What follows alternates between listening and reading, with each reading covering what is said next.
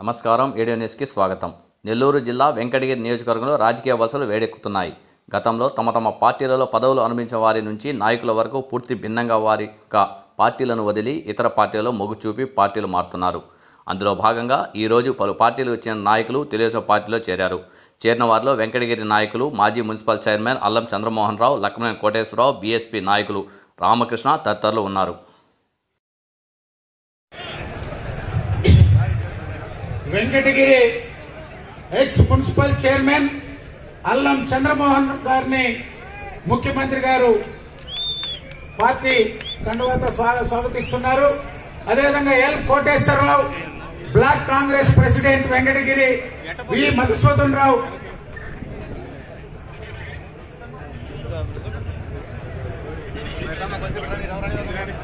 Ram Prasad garu, youth Congress president V Ravi garu, ex sarpanch వి రాజేష్ గారు, PSCS president B Subbaiah గారు, ఎన్ పుల్లయ్య గారు, జి మనోజ్ గారు, జె హనుమంతరావు గారు, డి రామకృష్ణ గారు, విఠల్ రాయల్ గారు,